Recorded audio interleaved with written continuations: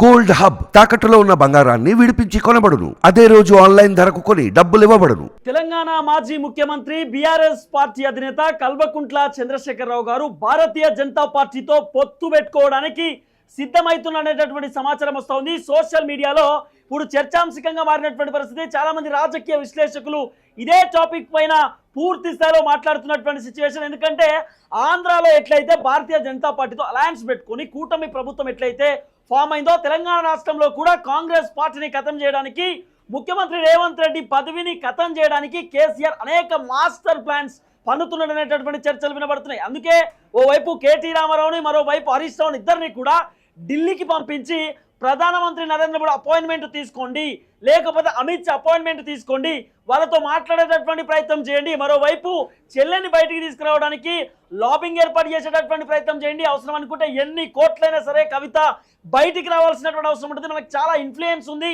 10 సంవత్సరాలు ముఖ్యమంత్రిగా ఉన్నటువంటి పరిస్థితి, 10 సంవత్సరాలు బీఆర్ఎస్ పార్టీ తెలంగాణ రాష్ట్రంలో అధికారంలో ఉన్నటువంటి నేపథ్యంలో మనం కవితను 100 రోజుల పాటు జైల్లో ఉంచినాము. ఇది నిజంగా బాధాకరం అంటూ కూడా కేసీఆర్ ఓవైపు హరీష్ రావుని, మరోవైపు కేటీ రామారావుని ఢిల్లీకి పంపించడం కాక అట్లనే భారతీయ జనతా పార్టీతో మాట్లాడే ప్రయత్నం చేయండి, బీజేపీతో బీఆర్ఎస్ పార్టీ అలయన్స్ ఒప్పించేటటువంటి కార్యక్రమం చేయండి, అవసరం అనుకుంటే కేసీఆర్ మీతో మాట్లాడడానికి రెడీగా ఉన్నాడు, ఒక 5 నిమిషాల పాటు కేసీఆర్ గారికి మీరు అపాయింట్మెంట్ చేయండి, మీతో డిస్కస్ చేయడానికి సిద్ధంగా ఉన్నాడంటూ కూడా మోదీ గారికి తెలపండి అంటూ కూడా కేసీఆర్ చాలా క్లియర్ కట్ గా ఓవైపు కొడుకును, మరోవైపు అల్లుని ఇద్దరిని కూడా ఉసిగొలిపి ఢిల్లీకి పంపించారనేటటువంటి చర్చ కూడా వినబడుతున్నటువంటి పరిస్థితి. ఎందుకంటే కేసీఆర్ ప్లానింగ్స్ ఏంది, ముఖ్యమంత్రి రేవంత్ రెడ్డి చాలా క్లియర్ గా సీఎం కుర్చీలో ఉండొద్దు, కాంగ్రెస్ ప్రభుత్వం ఖతం కావాల్సినటువంటి అవసరం ఉంటుంది.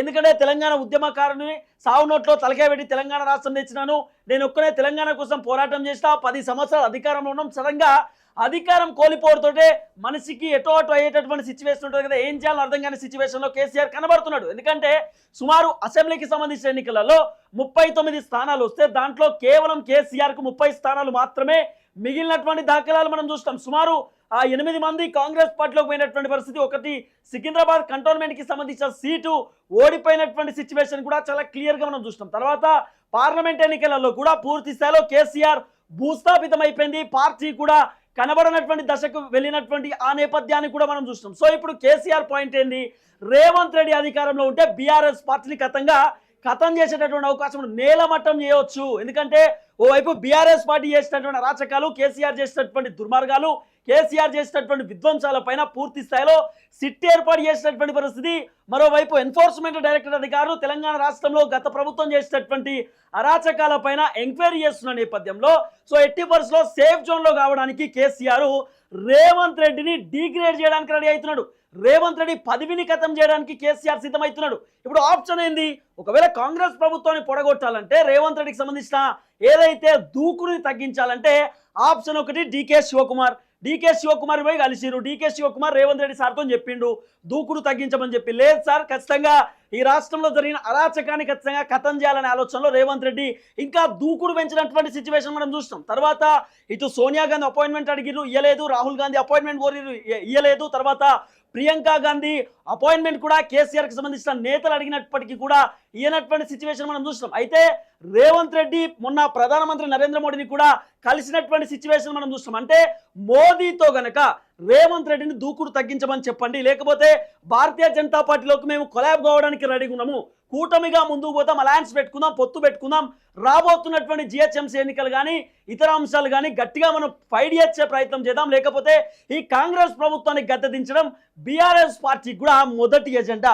సో భారతీయ జనతా పార్టీ కూడా కాంగ్రెస్ ప్రభుత్వాన్ని ఖతం చేయడం సో మీకు కూడా ఇష్టమే కాబట్టి మనం ఇద్దరం కలిసి ముందుకు పోదాం అనేటటువంటి ఆలోచనలో కేసీఆర్ మోదీకి ఒక మెసేజ్ కూడా పంపించిండు, ఫార్వర్డ్ చేసిండు. పిఎంఓ ఆఫీస్కి చేరిన తర్వాత మోదీ గారికి ఇవ్వండి అంటూ కూడా కేసీఆర్ క్లియర్ కట్ మెసేజ్ని కూడా పంపించాడనేటటువంటి సమాచారం వస్తున్నది. కొంచెం సోషల్ మీడియాలో కూడా ట్రెండింగ్ టాపిక్ గా నడుస్తున్నటువంటి పరిస్థితి. అసలు ఏం జరిగింది, ఎందుకు కేసీఆర్ సడన్ గా భారతీయ జనతా పార్టీలోకి ఈ బీఆర్ఎస్ పార్టీని కొలాబ్ చేద్దాం, కూటమిగా ముందుకు పోదాం అనేటటువంటి ఆలోచన కేసీఆర్ ఎందుకు వచ్చింది? అంటే ఫోన్ ట్యాపింగ్ వ్యవహారమా, తర్వాత ఈ విద్యుత్ స్కామా, లేకపోతే కాళేశ్వరానికి సంబంధించిన ప్రాజెక్టు విషయంలో ఏమైనా నోటీసులు వచ్చే అవకాశం ఉండొచ్చా, లేకపోతే నాకు తెలిసి 2-3 monthsలో కేసీఆర్ అరెస్టు పకడ్బందీగా జరగబోతుందనే చర్చ కూడా వినబడుతున్నది. కాబట్టి ఈ అన్ని అంశాలపైన కేసీఆర్ సేఫ్ జోన్లో ఉండడానికి ఒక డ్రామా ప్లే చేస్తున్నారు అనేటటువంటి చర్చ నడుస్తుంది. అసలు ఢిల్లీలో 2-3 రోజుల నుండి ఏం జరిగింది, అసలు ఢిల్లీ వాతావరణం ఏ విధంగా ఉన్నది, కేటీఆర్ హరీష్ రావు పోయిన తర్వాత సో ఎవరెవరిని కలిసేటటువంటి ప్రయత్నం చేసి అపాయింట్మెంట్ దొరికిందా లేదా అనేది ఈ అంశం పైన మాట్లాడడానికి నాతో పాటు సీనియర్ జర్నలిస్ట్ అతనే పొలిటికల్ ఎడిటర్ వలియన్న లైవ్లో ఉన్నాడు. వలియన్నతో మాట్లాడదాం. వలియన్న, ఏం జరిగింది ఢిల్లీకి? కేటీ రామారావును హరీష్ రావును ఇద్దరిని కూడా కేసీఆర్ పంపించిందనేటటువంటి కొంత చర్చ నడుస్తున్నటువంటి పరిస్థితి. బీజేపీతో అలయన్స్ పెట్టుకుందాం, బీజేపీతో పొత్తు పెట్టుకుందాం, కూటమిగా ముందుకు పోదాం, ఆంధ్రాలో ప్రభుత్వం ఎట్లయితే ఏర్పడ్డదో మనం కూడా ఇక్కడ ఇట్లానే పోదాం అంటూ కూడా చాలా క్లియర్గా ఒక అంశాన్ని తెరపైకి తీసుకొచ్చిన సమాచారం వస్తుంది. అసలు ఏం జరిగింది ఢిల్లీలో? సో తిరుపతి బీఆర్ఎస్ పార్టీని బతికించుకోవడానికి శతవిధాల ప్రయత్నం చేస్తున్నారు కేసీఆర్. మాజీ ముఖ్యమంత్రి బీఆర్ఎస్ అధ్యక్షులుగా ఉన్నటువంటి కేసీఆర్ చేయని ప్రయత్నం అంటూ లేదు. సో ఢిల్లీలో అక్కడ ప్రధాని మోదీతో లాబింగ్ కూడా ఆల్రెడీ స్టార్ట్ చేశారు. అపాయింట్మెంట్ అడిగినా సరే ఇవ్వని పరిస్థితి కనిపిస్తుంది. ఎందుకంటే ఆయన గత కొన్నాళ్ళుగా ఏదో రకంగా కవితకి బెయిల్ వస్తుందని చెప్పి, లేకపోతే తన పార్టీకి సంబంధించి ఇక మెరుగైన పద్ధతిలో మనం ఫాలో అయ్యి పార్టీని బతికించుకుందాం, పార్టీ మళ్ళీ గాడిని పెడదాం అని చెప్పి ఎంత ప్రయత్నం చేసినా పార్టీ శ్రేణుల్లో ఒక నిస్తేజం ఉంది తప్ప పార్టీని బతికించుకునే పరిస్థితి ఎక్కడ కనుచూపు మేరలా కనిపించట్లేదు. ఒకవైపు కేసులు చుట్టూ ఉన్నాయి, మరోవైపు కవితకి ఏ కోర్టులో వేసిన బెయిల్ పిటిషన్ వేసినా సరే అది రాని పరిస్థితి కనిపిస్తుంది. మరికొన్నాళ్ళ పాటు ఎమ్మెల్సీ కవిత జైలు జీవితం గడపక తప్పని పరిస్థితి కనిపిస్తుంది. ఎందుకంటే కోర్టులో ఎదురవుతున్నటువంటి చేదు అనుభవాలు దాన్ని రుజువు చేస్తున్నాయి. సో ఇక చేసేదేం లేదు. ఇక ప్రధాని మోదీతో లాబింగ్ చేసుకోవడం, ప్రధాని మోదీతో భారతీయ జనతా పార్టీతో మనం కలిసి ముందుకు పోకపోతే మనకి తెలంగాణలో భవిష్యత్తు లేదు, ముఖ్యంగా మనకు కూడా భవిష్యత్తు లేదు, మనమందరం కూడా జైలుకు వెళ్ళక తప్పని పరిస్థితి ఏర్పడుతుంది. కాబట్టి ఏదో ఒకటి చేయాలి. ఇన్ని రోజులు ఆగారు. పార్లమెంట్లో కొంత మెరుగైన ఫలితాలు వస్తే కనుక, కొన్ని స్థానాలైనా 7-8 స్థానాలన్నా వస్తే కనుక ఏదో ఒక రకంగా చక్రం తిప్పి భవిష్యత్తు మళ్ళీ బీఆర్ఎస్దే అని చెప్పుకొని ఏదో ఒక రకంగా రాబింగ్ చేసి జైల్లో ఉన్న వాళ్ళని బయటకు తెచ్చుకోవడం, సో ఇక్కడ కేసుల మీద పడకుండా ఏదైనా ప్రయత్నం చేయొచ్చని ఒక ఆలోచన కట్టారు. సో ప్రధాని మోదీతో కూడా గతంలో కూడా సో కేటీఆర్ హరీష్ రావు మాట్లాడిన పరిస్థితి కనిపిస్తుంది. పార్లమెంట్ ఫలితాల్లో మెరుగైన స్థానాలు మనం సాధిస్తాము, మీకు కేంద్రంలో మేము ఉపయోగపడతామని చెప్పి చెప్పుకుంటూ వచ్చారు. కానీ పార్లమెంట్ ఫలితాలు వచ్చాయి. ఫలితాల్లో గుండు సున్నా దక్కింది బీఆర్ఎస్ పార్టీకి. సో మొత్తంగా ఒక్క స్థానం కూడా రాని నేపథ్యంలో పూర్తిగా డల్ అయినటువంటి పరిస్థితుల్లో చాలామంది ఎమ్మెల్యేలు వెళ్ళిపోతున్నారు, మాజీ ఎమ్మెల్యేలు వెళ్ళిపోతున్నారు, బీఆర్ఎస్ పార్టీకి సంబంధించిన సీనియర్ నాయకులు కూడా వెళ్ళిపోతున్నటువంటి సిచ్యువేషన్ కనిపిస్తుంది. ఇక ప్రతిరోజు కూడా బీఆర్ఎస్ పార్టీ క్షీణించడం జరుగుతున్నటువంటి సిచ్యువేషన్ మనం చూస్తున్నాం. ఈ నేపథ్యంలో పార్టీని బతికించుకోవాలంటే ఏం చేయాలి? సో కవితని బయటికి తీసుకురావాలంటే ఏం చేయాలి? సో కోర్టుల్లో ఎదురవుతున్న పరిస్థితులను బట్టి మనం ఏ విధంగా మేనేజ్ చేయాలి? వీటన్నిటికి సంబంధించి పూర్తి స్థాయిలో ఆలోచన చేసి సో కేటీఆర్ని హరీష్ రావుని ఢిల్లీకి పంపించి చర్చలు జరుపుతున్నటువంటి పరిస్థితి కనిపిస్తుంది. కానీ కేంద్ర మంత్రుల స్థాయి వరకు కూడా చర్చలు వెళ్ళలేదని సమాచారం. ఎందుకంటే ఏ ఒక్కరు అపాయింట్మెంట్ అడిగినా సరే ఇప్పట్లో కుదరదు. దేని గురించి మాట్లాడాలి అంటే సో పార్టీకి సంబంధించి కేసీఆర్ గారు ఈ విధంగా మాట్లాడమన్నారని చెప్పి ఇలాంటి ప్రయత్నాలు చేసినా సరే ఇప్పుడు అపాయింట్మెంట్ ఇవ్వలేదు, ఇప్పుడు మాకు బిజీ షెడ్యూల్ ఉందని చెప్పి ప్రతి ఒక్కరు చెప్తున్నారు. కేంద్ర మంత్రుల స్థాయిలోనే ఇలాంటి చీత్కారం బీఆర్ఎస్ పార్టీ కనిపిస్తుంది, బీఆర్ఎస్ పార్టీ నాయకులకు కనిపిస్తుంది. కానీ అక్కడ ప్రధాని మోదీ కనీసం ఈ విషయం ఏది అపాయింట్మెంట్ విషయం ఆయన వరకు చేరలేదంటే పరిస్థితి ఎంత దయనీయంగా బీఆర్ఎస్ పార్టీ కనిపిస్తుంది. రైట్, ఒక విషయం చెప్పండి వాళ్ళన్న, కేసీఆర్ కు అపాయింట్మెంట్ దొరకట్లేదు కాబట్టి కేసీఆర్ ఒక లేఖ రాసి ఇది మోదీకి చేరే వరకు దయచేసి మీరు పంపించే ప్రయత్నం చేయండి అంటూ కూడా ఇటు కేటీ రామారావు తోటి హరీష్ రావు తోటి ఒక లేఖ పంపించేటటువంటి ప్రయత్నం చేసిండు అనే సోషల్ మీడియాలో ఒక చర్చ నడుస్తున్నా. చాలా మంది రాజకీయ విశ్లేషకులు మిగతా ఛానల్స్ మాట్లాడుతున్నటువంటి పరిస్థితి నిజమేనా? నిజంగా లేఖ పంపించేటటువంటి ప్రయత్నం చేసిండా? సో అంటే సోషల్ మీడియాలో చర్చ జరుగుతున్న మాట వాస్తవమే తిరుపతి, మీరు చెప్పింది కరెక్ట్. కానీ సో లేఖ కేవలం అది సోషల్ మీడియాకే పరిమితమైంది. ఎందుకంటే సో డెఫినెట్గా ఎలాంటి లేఖ రాసినా సరే, సో డైరెక్ట్గా మాట్లాడినా సరే, ఇక్కడి నుంచి ఫోన్లు చేసినా సరే అక్కడ రిసీవ్ చేసుకునే పరిస్థితి లేదు బీఆర్ఎస్ పార్టీ అధ్యక్షులకి. ఎందుకంటే అంత దయనీయమైన సిచ్యువేషన్ కనిపిస్తోంది. దీనికి కారణం ఏంటంటే ఆ పార్టీ పూర్తిగా ప్రభావం కోల్పోయింది. తెలంగాణలో బీఆర్ఎస్ పార్టీ అనేది లేదు. బీఆర్ఎస్ పార్టీకి సంబంధించి అసెంబ్లీ ఎన్నికల్లో ఓడిపోయింది, పార్లమెంట్లో 0 వచ్చింది. ఇక భవిష్యత్తులో కూడా బీఆర్ఎస్ పార్టీకి సంబంధించిన నాయకులు చాలామంది సీనియర్ నాయకులు, మంత్రులుగా పనిచేసిన వాళ్ళు కూడా మరికొంతమంది కాంగ్రెస్ పార్టీలో జాయిన్ అవుతారన్న పరిస్థితి కనిపిస్తుంది. చాలామంది భారతీయ జనతా పార్టీలో కూడా జాయిన్ అవుదామని చూస్తున్నారు. కానీ కేంద్రం నుంచి అక్కడ భారతీయ జనతా పార్టీ నుంచి గ్రీన్ సిగ్నల్ రాలేదు. బీఆర్ఎస్ పార్టీని ఎవరిని జాయిన్ చేసుకోదు, ఒకవేళ చేసుకుంటే ఎమ్మెల్యే పదవికి రాజీనామా చేసి జాయిన్ చేయించుకోండి అని చెప్పి సీరియస్ ఇన్స్ట్రక్షన్స్ ఢిల్లీ కేంద్రంగా భారతీయ జనతా పార్టీ కేంద్ర కార్యాలయం నుంచి ఇన్స్ట్రక్షన్స్ వచ్చినాయి. సో భారతీయ జనతా పార్టీలో చాలామంది జాయిన్ కావాలని అనుకున్నారు. ఎందుకంటే ఇప్పుడు భారతీయ జనతా పార్టీ కేంద్రంలో ఉంది, ఇక్కడ కొంతమంది కాంట్రాక్టులు చేసుకునే వాళ్ళు ఉన్నారు, సో కొంత లాబింగ్ నడిపించుకునే వాళ్ళు ఉంటారు. సో వాళ్ళు ఎట్టి పరిస్థితుల్లో కూడా చేసుకునే పరిస్థితి కనిపించట్లేదు.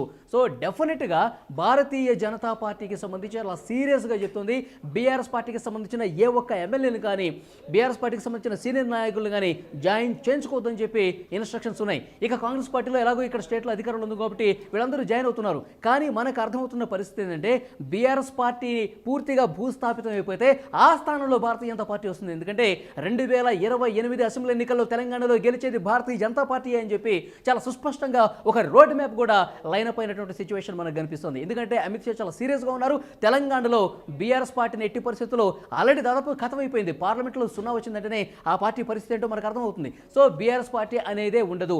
అలాంటి బీఆర్ఎస్ పార్టీకి మనం ఎందుకు ఊపిరులూదాలి? అలాంటి చచ్చిపోతున్నటువంటి బీఆర్ఎస్ పార్టీని మనం ఎందుకు బతికించాలి? నెక్స్ట్ రాజ్యం మందే కదా, తెలంగాణలో అధికారం సాధించేది మనమే కదా. ఇప్పుడు ఆంధ్రప్రదేశ్లో ఏ విధంగా అయితే కూటమి అధికారంలోకి వచ్చిందో, ఆంధ్రప్రదేశ్లో ఏ విధంగా ఉదయోత్సవం కలిగిందో అలాంటి పరిస్థితి, అలాంటి కూటమి ఇక్కడ మనం తెలంగాణలో కడదాము. బీఆర్ఎస్ని మనం పట్టించుకోవద్దు. బీఆర్ఎస్ చాలా లాబింగ్లు చేస్తారు కానీ వాళ్ళని ప్రధాని మోదీ అలాగే హోంమంత్రి అమిత్ షా ఇద్దరూ కూడా చాలా దూరం పెట్టాలన్న ఆలోచనతోనే చాలా స్పష్టంగా కనిపిస్తున్నారు. కాబట్టి ఇక్కడ కేటీఆర్, హరీష్ రావు వీళ్ళిద్దరిని లాబింగ్ చేసినా ఎలాంటి ఉపయోగం లేదు. నేరుగా కేసీఆర్ వెళ్ళినా సరే ఆయనకి అవమానమే ఉంటుంది తప్ప ఎక్కడ ఎవరిని కలిసే పరిస్థితి ఉండదు. అసలు అపాయింట్మెంట్ దొరకని సిచ్యువేషన్ కనిపిస్తుంది. ఇక కవిత గురించి ఒకసారి మనం మాట్లాడుకుంటే, తిరుపతి కవితకి రౌజ్ అవెన్యూ కోర్టులో కూడా ఆమెకి చుక్కెదురైంది. అక్కడ బెయిల్ రాలేదు. తర్వాత ఢిల్లీ హైకోర్టుకు వెళ్ళారు. హైకోర్టులో కూడా రాని పరిస్థితి కనిపిస్తుంది. ఇక చివరి అవకాశంగా సుప్రీంకోర్టును ఆశ్రయించే పరిస్థితి కనిపిస్తుంది. కానీ కవితని ఏదో రకంగా బయటకు తీసుకురావాలన్న తపన కేసీఆర్లో కనిపిస్తుంది. బీఆర్ఎస్ నాయకుల్లో చాలా స్పష్టంగా ఎలాగైనా కవితను ఈసారైనా మనం బయటకు తీసుకుందాం అనుకున్నారు. కానీ అలాంటి సిచ్యువేషన్ కనిపించట్లేదు తిరుపతి. ఎందుకంటే చాలా కీలకమైనటువంటి ఆధారాలు సిబిఐ దగ్గర, ఈడీ దగ్గర ఉన్నాయి. కోర్టులో అవే చూపిస్తున్నారు. కవిత ఎన్ని ఫోన్లు పడింది, ఎన్ని ఫోన్లు పూర్తిగా పగలగొట్టే పరిస్థితికి వచ్చింది, ఎవరెవరితో మాట్లాడింది, ఏ హోటల్స్లో కలిసింది, సో ట్రాన్సాక్షన్కు సంబంధించిన వివరాలు కావచ్చు, ఈ అప్రూవల్గా వచ్చినటువంటి సమాచారం కావచ్చు, ఇవన్నీ పకడ్బందీగా ఉన్న నేపథ్యంలో కవితకి మరింత ఉచ్చు బిగుసుకునే అవకాశమే కనిపిస్తోంది. ఢిల్లీకి సంబంధించి ఉప ముఖ్యమంత్రి మనీష్ సిసోడియాకి బెయిల్ రాని సిచ్యువేషన్ మనకు కనిపిస్తోంది. అట్లాగే ఈ కేసులో ఇన్వాల్వ్మెంట్ ఉన్నటువంటి వాళ్ళందరూ కూడా చాలా గట్టిగా ఉచ్చు బిగుసుకునే పరిస్థితుంది. సో అప్రూవర్గా మారిపోదాం అని చెప్పి కవిత ఒకనొక సందర్భంలో అనుకుంటే మళ్ళీ ఇక్కడ కేసీఆర్, కేటీఆర్ వీళ్ళందరూ కూడా మళ్ళీ మంత్రాలు జరిపి సుప్రీంకోర్టులో మనం ట్రై చేద్దాం, సుప్రీంకోర్టులో ఒకవేళ రాకపోతే అప్పుడు నువ్వు డెసిషన్ తీసుకుందాం అని చెప్పి కొంత సర్ది చెప్పే ప్రయత్నం చేశారు. అయినప్పటికీ కూడా కవిత కొంత గుర్రుగానే ఉన్నట్టు కనిపిస్తుంది. మీరు దేశ స్థాయిలో చక్రం దిద్దాం అనుకున్నారు, టీఆర్ఎస్ పార్టీని బీఆర్ఎస్ చేశారు, సో దేశం మొత్తం మందే అని చెప్పేసి అనుకున్నారు. కానీ కూతురు ఇక్కడ పూర్తిగా ఒక స్కామ్లో చిక్కుకుని ఉంటే కనుక పూర్తిగా కొన్ని నెలల పాటు ఇక్కడ జైల్లో గడుపుతున్న కేసీఆర్ సార్ కూడా మనకి ఇంత పెద్ద పార్టీ, ఇంత పెద్ద వ్యవస్థ, మనకి ఇంత ఇన్ఫ్లుయెన్స్ ఉంది, మనం బయటికి తీసుకురావచ్చు కదా. ఎందుకు 100 రోజుల పాటు కవిత లోపట ఉంది? ఎట్టి పరిస్థితుల్లో 1000 కోట్లు ఖర్చు అయినా సరే కవిత బయట ఉండాలంటూ కూడా కేసీఆర్, కేటీఆర్, హరీష్ రావుతో చెప్పినట్టుగా కూడా కొంత ఏది చర్చలు వినబడుతున్నాయి. ఈ అంశం కూడా కరెక్టేనా? అంటే ఇప్పుడు 1000 కోట్లు కాదు, 2000 కోట్లు కాదు, ఎంత డబ్బు పెట్టినా సరే సో కవితకి సంబంధించి బలమైన ఆధారాలు కవితకి వ్యతిరేకంగా చాలా స్పష్టంగా కనిపిస్తున్నాయి. కోర్టుల్లో జడ్జిలు కూడా దీన్ని అంగీకరిస్తున్నారు కాబట్టే బెయిల్ రావటం లేదు. ఇటు ఢిల్లీ హైకోర్టును ఆశ్రయించారు, అక్కడ కూడా అలాంటి పరిస్థితి ఎదురైంది. సో ఈడీకి సంబంధించిన ఆధారాలు, సిబిఐకి సంబంధించిన ఆధారాలు ముందు పెట్టుకుని ఇటు రెండు వైపులా బలమైన వాదనలు వినిపిస్తుకుంటున్న సమయంలో కూడా వాళ్ళు ఒకే ఏకాభిప్రాయం వ్యక్తమవుతుంది. ఏంటంటే కవిత ఇక్కడ స్కామ్లో చాలా కీలక భూమిక పోషించారు. సౌత్ గ్రూప్కి సంబంధించి 100 కోట్ల రూపాయలు ఆమ్ ఆద్మీ పార్టీకి ఇచ్చినటువంటి దాంట్లో పూర్తి స్థాయిలో ఆధారాలు లభ్యమయ్యాయి. ఈ 100 కోట్ల రూపాయలు ఇచ్చే దాంట్లో ఎలాంటి డీలింగ్స్ జరిగాయి, సో పూర్తిగా ఈ కేసులో ఇన్వాల్వ్మెంట్ ఎవరికైతే ఉందో వాళ్ళతో ఏ విధంగా మాట్లాడారో, ఎలాంటి చాట్లు చేశారు, సో ఎలాంటి కోడ్ భాష ఉపయోగించారు, ఫోన్లు ఎందుకు ధ్వంసం చేశారు, సిబిఐ విషయాలన్నీ కూడా పూర్తిగా పొందుపరిచింది. సో దీనికి పూర్తి స్థాయిలో కోర్టులో ఉన్నటువంటి జడ్జిలు కూడా కొంత ఏకాభిప్రాయం వ్యక్తం చేశారు. కాబట్టి సిబిఐ, ఈడీ తరఫు న్యాయవాదులతో సో ఇంత ప్రతికూలమైనటువంటి సిచ్యువేషన్ కనిపిస్తుంది ఎమ్మెల్సీ కవితకు సంబంధించి.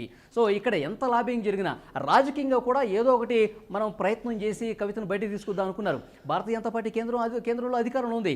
అక్కడ నేరుగా ఇప్పుడు కేటీఆర్, హరీష్ ఎందుకు మాట్లాడుకున్నది వాళ్ళతో అక్కడ నేరుగా సంభాషించుకుని మాట్లాడుకుని మేము మీ వాళ్ళమే, భవిష్యత్తులో బీఆర్ఎస్ బీజేపీతో కలిసి ప్రయాణం చేసేది అవసరమైతే మళ్ళీ ఒకసారి చెప్తున్నాను, బీఆర్ఎస్ బీఆర్ఎస్ పార్టీని బీజేపీలో విలీనం చేసేందుకైనా సిద్ధమే అని చెప్పి ఒక మాట అంటున్నట్టుగా తెలుస్తోంది. కానీ అలాంటి పరిస్థితి ఉన్నా సరే అది వర్కౌట్ అయ్యే సిచ్యువేషన్ చాలా కనిపించట్లేదు. ఎందుకంటే తెలంగాణలో బీఆర్ఎస్ పార్టీ పూర్తిగా లేదు, ప్రజల్లో లేనటువంటి సిచ్యువేషన్ కనిపిస్తుంది. పూర్తిగా బీఆర్ఎస్ లేకపోతే కనుక ఇక్కడ ఎమర్జ్ అయ్యే పార్టీ, ఇక్కడ అధికారానికి అవకాశం ఉన్న పార్టీ, కాంగ్రెస్కి పూర్తిగా ఆపోజిట్గా ఉన్న పార్టీ భారతీయ జనతా పార్టీ.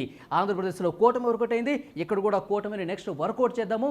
ఇక్కడ BJP and Telugu Desam party, Janasena ఈ కాంబినేషన్ తెలంగాణలో వర్కౌట్ అయ్యే అవకాశం చాలా స్పష్టంగా కనిపిస్తుంది. మీరు ఒకటి అబ్జర్వ్ చేస్తే తిరుపతి, ఇక్కడ తెలుగుదేశం పార్టీ అధ్యక్షులు చంద్రబాబు నాయుడు గారు హైదరాబాద్ వస్తే బీఆర్ఎస్కి సంబంధించిన కూడా కొంతమంది ఎమ్మెల్యేలు కలిసిన పరిస్థితి కనిపిస్తుంది. గతంలో వారితో అనుబంధం ఉన్న వాళ్ళు కావచ్చు, గతంలో టీడీపీలో పనిచేసిన వాళ్ళు కావచ్చు, అనుబంధంతో కొంతమంది కలిసి ఉండొచ్చు. కానీ దీనికి కూడా కొంత ప్లాన్ కనిపిస్తుంది. ఎందుకంటే భారతీయ జనతా పార్టీలో జాయిన్ కాలని వాళ్ళు ఇట్లా టీడీపీ సాయంతో వాళ్ళు జాయిన్ అయ్యి తర్వాత ఒక కూటమిగా భవిష్యత్తులో ఏర్పాటు చేసుకుని ఒక మంచి రోడ్ మ్యాప్ క్రియేట్ చేసుకుని సో పోరాడితే కనుక కాంగ్రెస్ పార్టీ మీద మనకి ఇక్కడ గెలుపు అవకాశం చాలా ఈజీగా కనిపిస్తుంది. ఇక్కడ మనం అధికారంలోకి రావచ్చని చెప్పి ఇది అమిత్ షా వ్యూహంలో భాగంగా ఇలాంటి భేటీలు కూడా జరుగుతున్నట్టుగా మనకి సమాచారం వస్తుంది. సో డెఫినెట్గా చూసుకుంటే కనుక కేసీఆర్ పార్టీ పరిస్థితి అంటే బీఆర్ఎస్ పార్టీ పరిస్థితి రోజు రోజుకి దిగజారిపోతున్న పరిస్థితి కనిపిస్తుంది. ఆ పార్టీ శ్రేణుల్లో ఆత్మస్థైర్యం నింపే పరిస్థితి ఎక్కడ కనిపించట్లేదు. ఒక నిస్తేజం, ఒక నిరాశ ఆవహించుకున్న పరిస్థితి కనిపిస్తుంది. కేసీఆర్ ఎన్ని ప్రయత్నాలు చేసినా తన కూతుర్ని బయటకు తెప్పించుకోవాలనే సిచ్యువేషన్ కనిపిస్తుంది. ఎందుకంటే ఆధారాలు చాలా కీలకంగా వ్యతిరేకంగా ఉన్నాయి. మరోవైపు పార్టీగా రాజకీయంగా కూడా పూర్తి స్థాయిలో చాలా డీలా పడిపోయినటువంటి సిచ్యువేషన్ కనిపిస్తుంది. కాబట్టి రాజకీయంగా తాము ఎదగాలని చెప్పి భారతీయ జనతా పార్టీ కోరుకుంటుంది. కాబట్టి ఇక కేసీఆర్కి అన్ని తలుపులు మూసుకుపోయాయి, కేసీఆర్కి ఇక బయటపడే పరిస్థితి లేదు. కాబట్టి రాజకీయంగా ఎన్ని ప్రయత్నాలు చేసినా, ఇంకో రకంగా ప్రయత్నాలు చేసినా వర్కౌట్ అయ్యే సిచ్యువేషన్ లేదని చెప్పి చాలా స్పష్టంగా మనకు అర్థమవుతుంది. ఇటు హరీష్ రావు కావచ్చు, కేటీఆర్ కావచ్చు, ఇంకెవరు పోయినా, కేసీఆర్ పోయినా ఎలాంటి ఉపయోగం లేదు. ఎవరు అపాయింట్మెంట్ ఎవరు దీన్ని వినే పరిస్థితి లేదని చెప్పి మనకు అందుతున్నటువంటి సమాచారం. Tirupati. Yes, thank you so much వలన. సో ఇది వలనకి సంబంధించిన క్లియర్ కట్ అనాలిసిస్. మొత్తానికి తెలంగాణ మాజీ ముఖ్యమంత్రి కేసీఆర్ ఎలాంటి ప్రయత్నాలు చేసినా కూడా భారతీయ జనతా పార్టీ దగ్గరికి రానిచ్చేటటువంటి పరిస్థితి లేదు. నో ఎంట్రీ అంటూ మరోవైపు బీజేపీకి సంబంధించినటువంటి నేతలు బోర్డులు పెడుతున్నటువంటి పరిస్థితి. అసలు కేంద్రంలో ఢిల్లీలో 1% కూడా కేసీఆర్కి సంబంధించినటువంటి వాళ్ళ కొడుకు కానివ్వండి, వాళ్ళ అల్లుడు కానివ్వండి, అసలు ఎంట్రీయే లేకుండా అయినటువంటి సిచ్యువేషన్. అంటే ఎంత అవమాన పడుతున్నారో కేటీఆర్, హరీష్ రావు, కేసీఆర్కి ఇంకా అర్థం కావట్లేదు అంటూ కూడా బీఆర్ఎస్ పార్టీకి సంబంధించిన నేతలు చాలా క్లియర్గా మాట్లాడేటటువంటి ప్రయత్నం చేస్తున్నారు. కేసీఆర్ ఎన్ని లాబింగ్లు ఏర్పాటు చేసినా కూడా అది వర్కౌట్ అయ్యేటటువంటి సిచ్యువేషన్ లేదంటూ కూడా ఒక చర్చ నడుస్తున్నటువంటి పరిస్థితి.